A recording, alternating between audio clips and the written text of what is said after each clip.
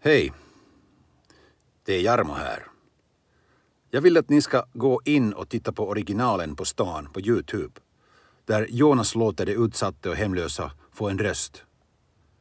Det är människor som ofta inte syns eller hörs annars. Så knappa in på YouTube originalen på stan.